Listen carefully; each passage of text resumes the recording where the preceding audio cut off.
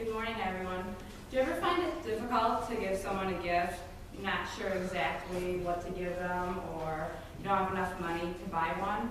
Well, something that's unique, that one of a kind that no one has.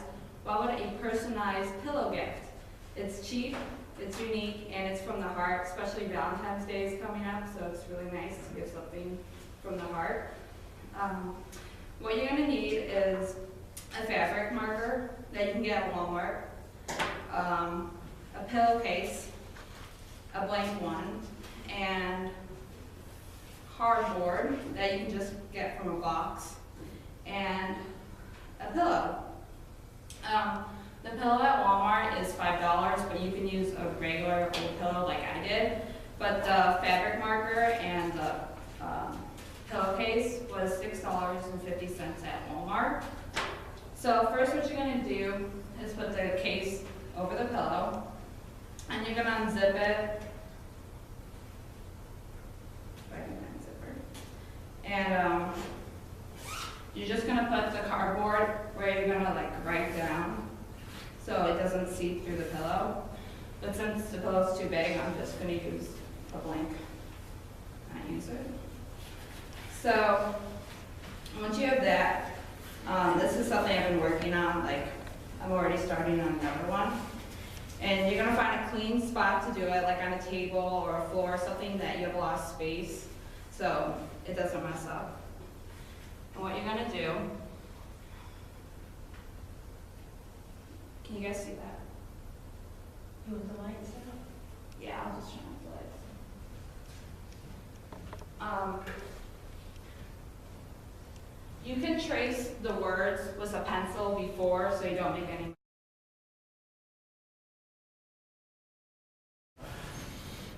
Alright, I'm going to teach you how to take a slap shot.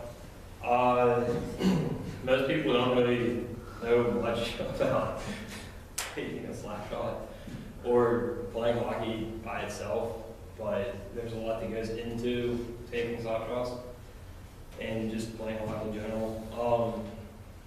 This is one of my better shots because I can shoot a puck really hard with a slap shot. I have actually broken someone's leg with a slap shot. But first, you want to place the puck on your stick, right? You want to have it at the heel of your stick, which is down here, because when you take a shot, it will roll up your stick. And even though the slap shot is the most inaccurate of the shots that you can take in hockey, it still gives it more of a general area to go to. You don't really shoot for a spot with a slap shot, you kind of just fire it at the net and hope it goes in.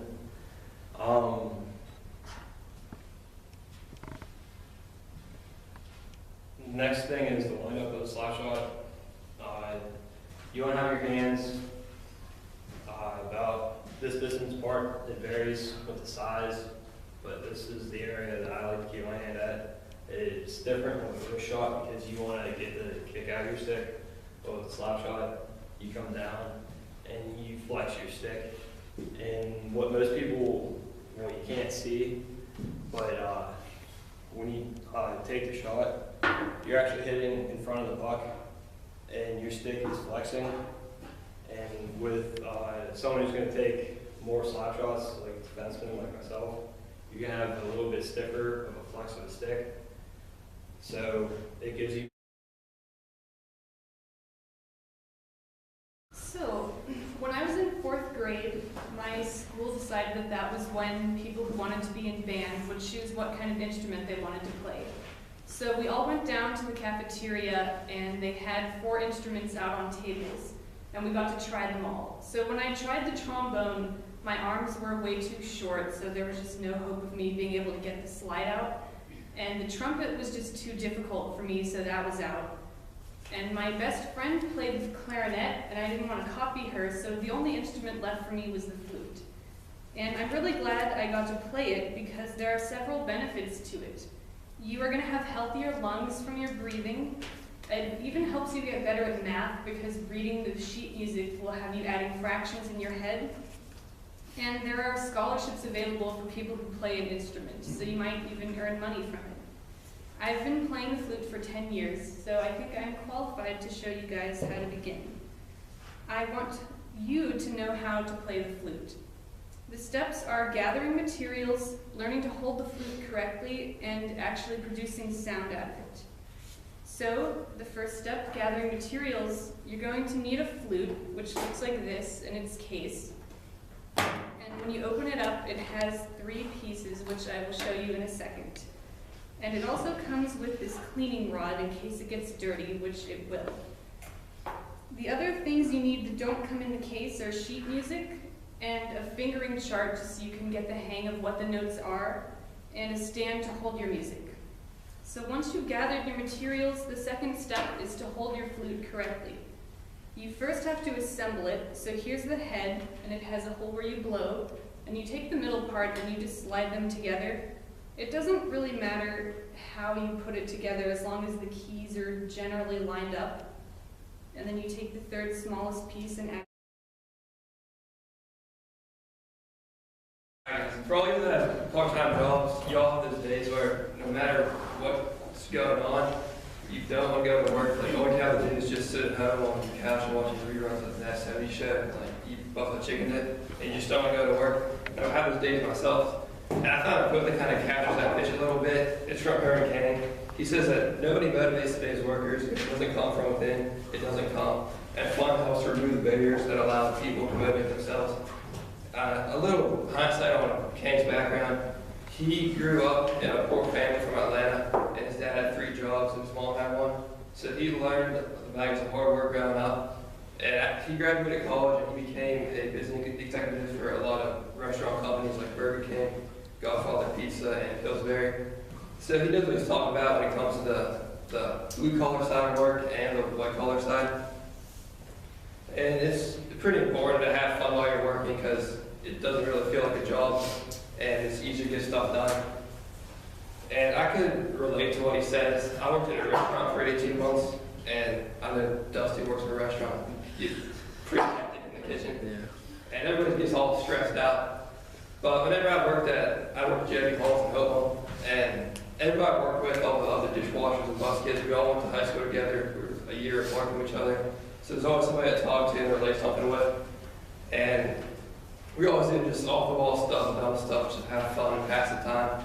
And I always remember one day, it's about 2 weeks before me and my friend James' last day, because we were both quitting after we graduated high school.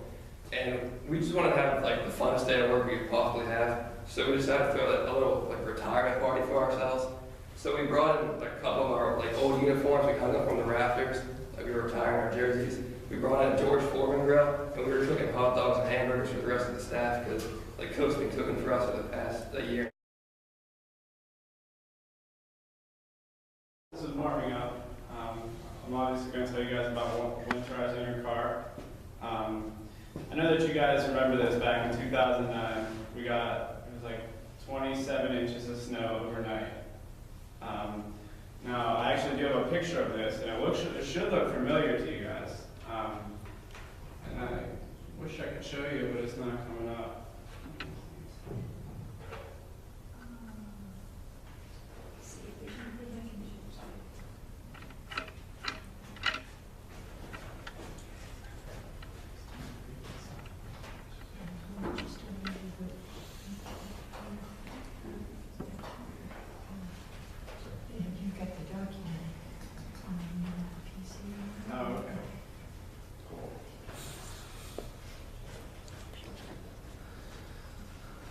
Yeah, like I said, this should look familiar to you guys.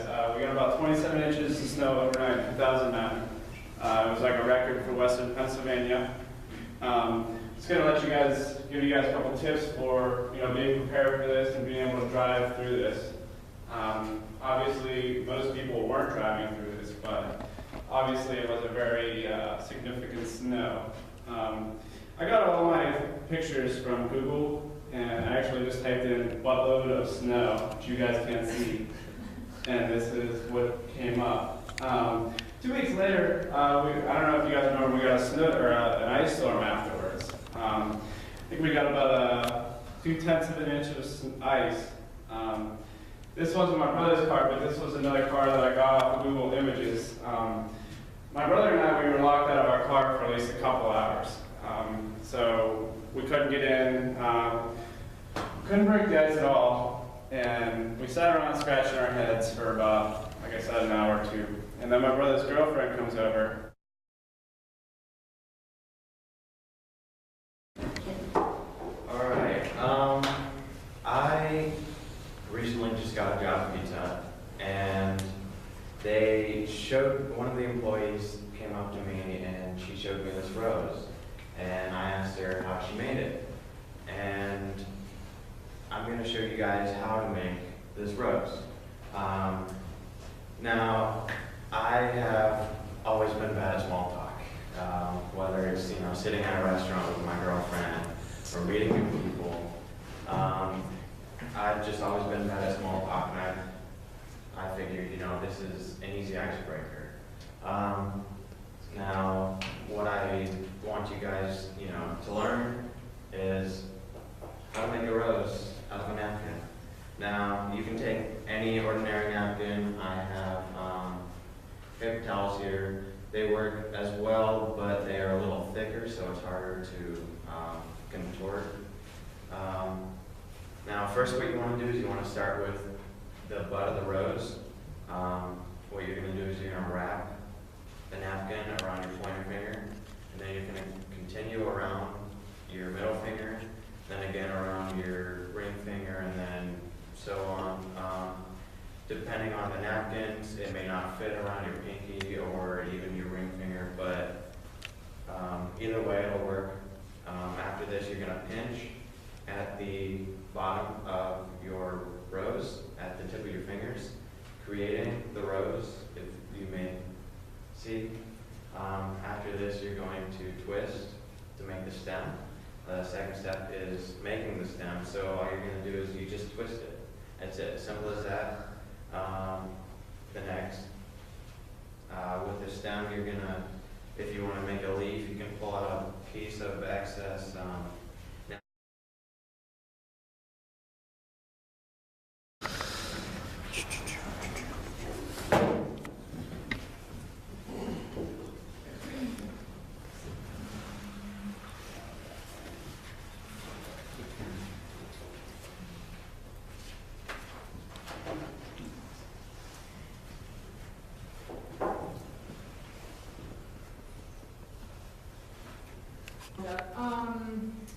I work as a lifeguard, and a couple years ago I went into work, and one of my coworkers who was watching the pool, there are 3 rescuers in the situation I'm going to explain.